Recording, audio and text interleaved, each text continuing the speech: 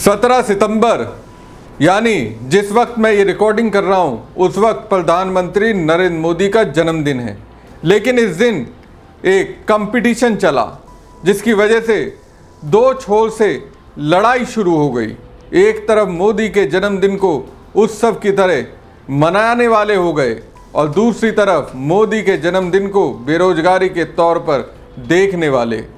तो लड़ाई मोदी के चाहने वालों और नहीं चाहने वालों के बीच हुई और इस लड़ाई के बीच कांग्रेस नेता राहुल गांधी ने एक स्टैंड लिया जिससे मुझे लगा एक तरफा जीत की ओर कांग्रेस नेता राहुल गांधी आगे बढ़ते जा रहे हैं। मोदी के जन्मदिन पर राहुल गांधी ने प्रधानमंत्री मोदी को कुछ कहा, जो कहा उससे पीएम मोदी और बीजेपी तो हैरान होगी ही, क्योंकि दोस्तों इस बार राहुल गांधी ने जो कहा वो ये बताने के लिए काफ़ी है बदलाव का दौर शुरू हो चुका है। राहुल गांधी अब बीजेपी के लिए आफत हैं, लेकिन इस बीच सपा अध्यक्ष अखिलेश यादव ने अपने बधाई संदेश में ऐसा क्या कहा जिसे देखकर मोदी चौंक तो जरूर गए होंगे। नमस्कार दोस्तों, मैं हूं परवीन सानी।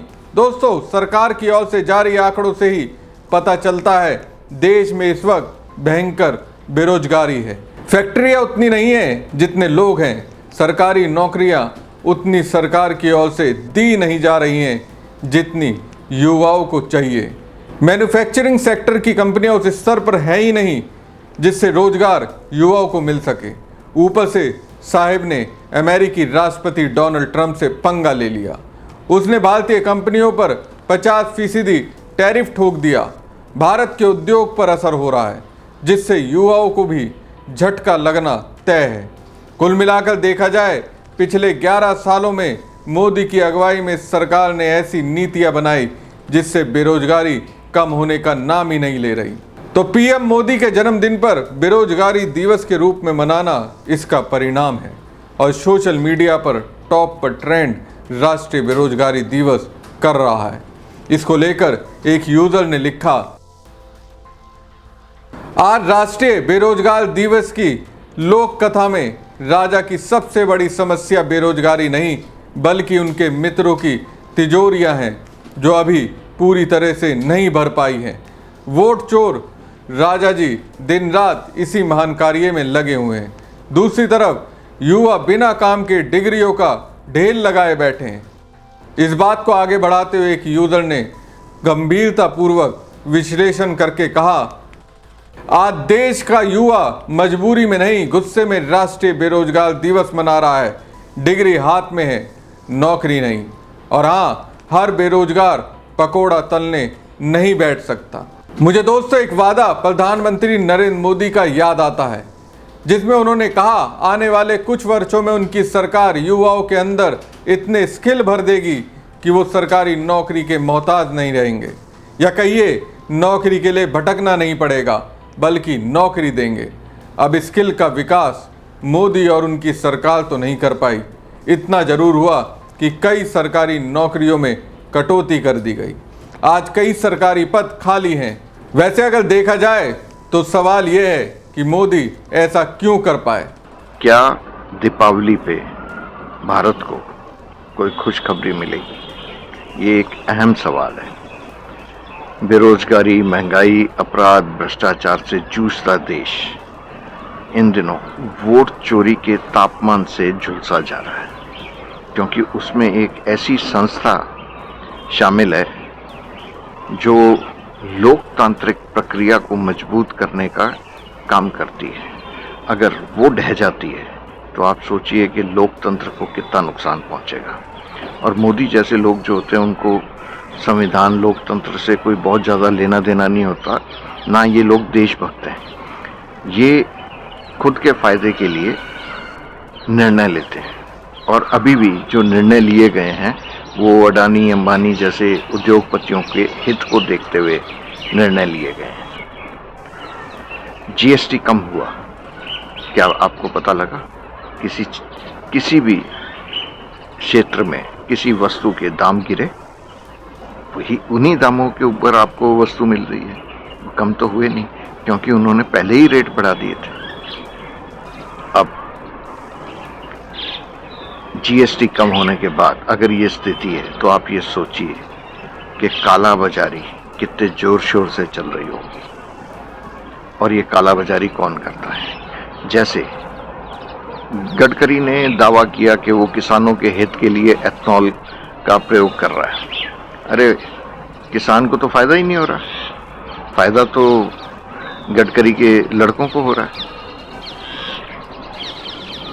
किसान का गन्ना तो उसी रेट पे बिक रहा है और मोलेसेस जो बनता है जिससे एथनॉल बनता है, वो मोलेसेस के लिए रॉ मटेरियल गन्ना मिल वाले एथनॉल बनाने वालों को देते हैं।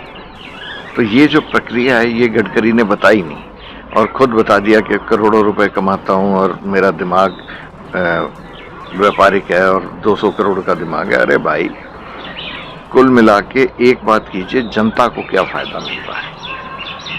और जनता का फायदा देश का फायदा होता है, किसी इंडिविजुअल का फायदा कभी भी देश हित में नहीं होता, वो देश के विरोध में होता है। जब से भारतीय जनता पार्टी की सरकार पिछले 11 वर्षों से बनी है, तब से हमेशा जनता को चोट पहुंची है। कभी कहते हैं जीएसटी देश हित में है जब लागू की गई थी, और अब कहते हैं इसमें सुधार कर दिया गया, यानी पहले खामियां थीं। तो ऐसे ही अभी जुमले आते रहेंगे, देखते हैं आगे क्या होता है। प्रधानमंत्री नरेंद्र मोदी जो कुछ बने, जो कुछ आज हैं, उसमें मीडिया में छपी एक बकवास और फर्जी खबरों का भी बहुत बड़ा योगदान है। एक खबर 2014 में छपी है, दूसरी 2024 में। उसके बाद तो गोदी मीडिया में ढेर सारी ऐसी बातें कही गई जिससे मोदी भक्तों के लिए भगवान बन गए। खैर, इन सब के बीच नेता प्रतिपक्ष राहुल गांधी ने एक्स पर पोस्ट करके पीएम मोदी को बधाई दी। अपने बधाई संदेश में राहुल गांधी ने कहा, प्रधानमंत्री नरेंद्र मोदी जी को जन्मदिन की हार्दिक शुभकामनाएं एवं अच्छे स्वास्थ्य की कामना करता हूं। यहाँ सवाल यह है कि राहुल गांधी ने मोदी को अपने मैसेज में टैग क्यों नहीं किया? कुछ तो बात है। राहुल जो उनके जन्मदिन पर मैसेज देना चाहते थे, जिसको मैसेज देना था उन्हें दे दिया। लेकिन यहाँ सपा अध्यक्ष अखिलेश यादव की ओर से पीएम मोदी को दी गई बधाई आपको जरूर पढ़नी चाहिए।